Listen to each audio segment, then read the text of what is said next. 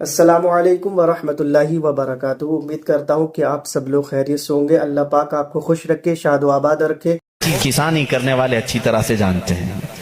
ہم مارکیٹ میں جا کر کے ایک بیج لے کر کے آئے، بیج لے کر کے آئے اور اس کو زمین میں بونا ہے۔ کام تو یہی ہے نا، زمین میں اگر بیج نہ ہو تو پودا نہیں، زمین میں اگر بیج نہ ڈالیں تو اس کی کوئی شاخ نہیں، جڑ تو لگانی پڑے گی۔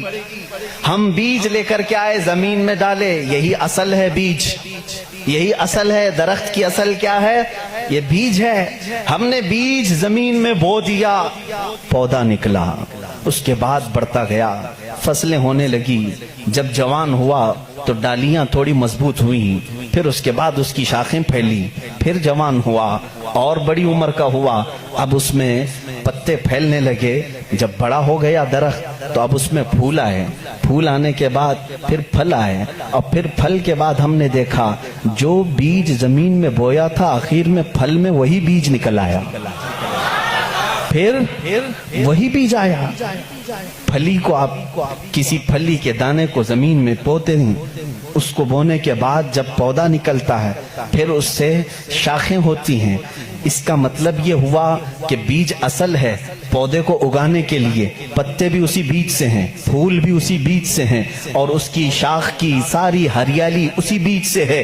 لیکن یہ درخت اختتام کہاں پر ہوتا ہے؟ جب پھل دیتا ہے، پھل دینے کے بعد پھر آخر میں وہی بیج دیتا ہے جو تم نے زمین میں بویا تھا۔ اس کا مطلب یہ ہوا کہ بیج اول میں ہو تو بھی اہمیت کا حامل ہے، آخر میں آئے تو بھی اہمیت کا حامل ہے۔ اسی طرح محمد عربی صلی اللہ تعالی علیہ وسلم کی ذات ہے کہ سارے انبیاء آدم علیہ السلام سے لے کر عیسیٰ علیہ السلام تک جو سلسلہ ہے یہ اسی بیج کے شاخیں ہیں۔ کوئی اس میں سے پھول ہے، کوئی اس میں سے ہریالی ہے، کوئی اس میں سے اس کی پتے ہیں، اور اخیر میں آنے والا وہی محمد رسول اللہ صلی اللہ تعالی علیہ وسلم جس کو اللہ نے شروع میں ہی رکھا تھا۔ وہ اصل کائنات ہے، مقصد کائنات ہے، کائنات کی وجہ اصل ہے۔ عزیزان گرامی، اس فلسفے کو اپنے ذہن میں رکھ کر کے اب میں ایک عالمی بات کرنے کے لیے آیا ہوں۔ جب اس رسول کے بارے میں ہم اتنی بڑی بات کہتے ہیں، وہی اول ہے، وہی آخر ہے، اور خدا کے بعد محمد عربی صلی اللہ علیہ وسلم اور خدا کے درمیان کوئی تیسرا مقام نہیں ہے۔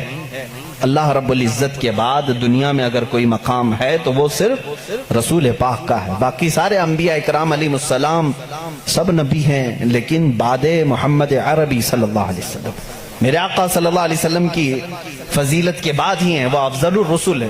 جب ہم اتنی بڑی بات کرتے ہیں تو کیا وہ رسول صرف مکہ والوں کے لیے آئے تھے؟ کیا وہ رسول صرف عربی لوگوں کے لیے تھے؟ کیا وہ رسول صرف ان کے ارد گرد رہنے والوں کے لیے آئے تھے؟ نہیں میرے عزیزوں، قرآن کہتا ہے وَمَا أَرْسَلْنَاكَ إِلَّا كَافَّةً لِلنَّاسِ بَشِيرًا وَنَذِيرًا۔ اے رسول، ہم نے سارے انسانوں کے لیے آپ کو بشیر و نذیر بنا کر بھیجا ہے، سارے انسانوں کے لیے، چاہے وہ امریکہ کا رہنے والا ہو، یوکے کا ہو، افریقہ کا ہو، کسی بھی جگہ کا ہو، کسی بھی جگہ کا ہو، انسان اگر ہے تو اس انسان کی طرف میرا نبی رسول بن کر آیا ہے۔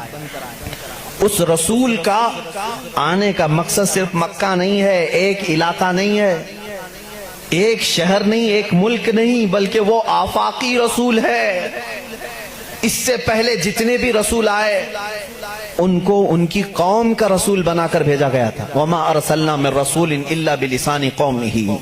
اللہ فرماتا ہے ہم نے جس رسول کو بھی بھیجا ہے ان کو اپنی قوم کی زبان کے ساتھ بھیجا، اور ایک خاندان کے لیے بھیجا، یا کبھی ایسا ہوا کہ ایک ملک کے لیے بھیجا، ایک گاؤں کے لیے بھیجا، لیکن رسول کریم صلی اللہ تعالی علیہ وسلم کی آمد پوری کائنات کے لیے، پوری کائنات کے لیے۔ اب اس میں ایکسپشن کچھ بھی نہیں ہے۔ کائنات میں آدم علیہ السلام بھی آئے، اور ان کے بعد جتنے نبی آئے وہ بھی شامل ہوئے، اور قیامت تک پیدا ہونے والے جتنے انسان ہیں وہ سب شامل ہوئے، سب اس کائنات میں آئے۔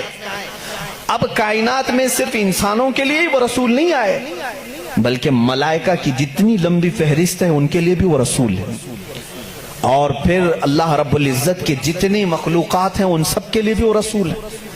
ایک ذات ہے اتنی تکمیل پائی ہوئی، اتنی کامل کہ اس کی تعریف بیان کرتے کرتے زبانیں سوکھ جائیں گی۔ میں اگر رسول کریم صلی اللہ تعالی علیہ وسلم کی رسالت کس کس کے لیے ہے یہ ٹاپک لے کر چلوں، شاید پتہ نہیں کتنے سالوں لگ جائیں۔ وہ تو پرندوں کے لیے بھی رسول ہیں، جانوروں کے لیے بھی رسول ہیں۔ پرندوں کے لیے کیسے رسول ہیں ایک الگ ٹاپک ہے، وہ جانوروں کے لیے کیسے رسول ہیں وہ الگ ٹاپک ہے، وہ جنات کے رسول ہیں، ان میں کیا تبلیغ کریں گے ان کے لیے الگ رسول ہیں، الگ ایک ٹاپک ہے۔ میرے عزیزو اتنا ہی نہیں، وہ نبیوں کے بھی رسول ہیں۔ اسی لیے تو قرآن نے چوتھے پارے میں وعدہ لیا ہے نبیوں سے، وَإِذَا أَخَذَ اللَّهُ مِيثَاقَ النَّبِيِّينَ لَمَا آتَيْتُكُم مِّن كِتَابٍ وَحِكْمَةٍ ثُمَّ جَاءَكُمْ رَسُولٌ مُصَدِّقٌ لِّمَا مَعَكُمْ لَتُؤْمِنُنَّ بِهِ وَلَتَنصُرُنَّهُ۔ قرآن کہتا ہے یہ سورہ نساء میں، اللہ سورہ آل عمران میں اللہ تعالیٰ یوں فرماتا ہے، یاد کرو اس وقت کو جب سارے نبیوں کی روحوں کو جمع کر کے اللہ نے ایک وعدہ لیا تھا۔ جتنے بھی نبی دنیا میں آنے والے تھے ان سب نبیوں کی روحوں سے اللہ نے وعدہ لیا تھا۔ کس بات کا وعدہ؟ اللہ تعالیٰ ان سب سے وعدہ لیتا ہے کہ میرا ایک آخری رسول آئے گا، اگر وہ تمہارے زمانے میں آ جائے تو تم سب کے سب اس پر ایمان لاؤ گے اور اس کی مدد کرو گے۔ لَتُؤْمِنُنَّ بِهِ وَلَتَنصُرُنَّهُ، تم ضرور اس کی مدد کرو گے اور اس پر ایمان لاؤ گے۔ پھر کسی اور کی شریعت اس کے ہوتے ہوئے نہیں رہے گی۔ وہ رسول آ جائیں تو پھر ساری شریعتیں ختم ہوں گی، صرف شریعت مصطفیٰ چلے گی۔ اسی لیے تو ایک بار حضرت عمر فاروق رضی اللہ تعالیٰ عنہ تورات پڑھ رہے تھے حضور کے سامنے، حضرت ابو بکر بھی بیٹھے تھے رضی اللہ تعالیٰ عنہما، تو حضور صلی اللہ تعالیٰ علیہ وسلم کا چہرے کا رنگ بدل رہا تھا، ناراضگی کے آثار نظر آ رہے تھے۔ حضرت عمر دیکھ ہی نہیں رہے تھے، وہ پڑھے جا رہے تھے۔ تورات کس کی کتاب ہے؟ موسیٰ علیہ السلام پر اتری ہے، مقدس کتاب ہے۔ حضور اکرم صلی اللہ تعالیٰ علیہ وسلم کے اس جلال کے اثر کو صدیق اکبر رضی اللہ تعالیٰ عنہ نے بھانپ لیا۔ حضرت عمر کو انہوں نے زور سے کہا، اے عمر دیکھتے نہیں رسول کریم صلی اللہ تعالیٰ علیہ وسلم کی ناراضگی کو؟ حضرت عمر نے کتاب بند کر دی، کہا یا رسول اللہ صلی اللہ علیہ وسلم اس کتاب کی تصدیق تو ہمارا قرآن بھی کرتا ہے کہ تورات آئی تھی، جگہ جگہ قرآن میں تورات کا ذکر ہے، یہ موسیٰ علیہ السلام پر اتری تھی اور اللہ کی کتاب ہے، وہی تو میں پڑھ رہا تھا۔ رسول پاک صلی اللہ تعالیٰ علیہ وسلم نے فرمایا، اے عمر جس پر یہ کتاب اتری وہ کون ہے؟ موسیٰ علیہ السلام۔ اگر موسیٰ علیہ السلام بھی آج زندہ ہوتے تو وہ تورات نہیں قرآن پڑھ رہے ہوتے۔ ان کے پاس اس بات کے علاوہ کوئی اور دوسری گنجائش نہیں تھی کہ وہ صرف اور صرف مجھ پر ایمان لائیں اور قرآن پر عمل کریں اگر وہ زندہ ہوتے۔ اس کا مطلب یہ ہوا کہ یہ رسول انبیاء اکرام اور رسولوں کا بھی رسول ہے۔ اب یہاں پر میں تھوڑی سی باتیں آپ کو الگ انداز میں لے کر کے چلوں گا تاکہ میرے مخاطب اس زمانے میں بہت دوسرے لوگ بھی ہیں۔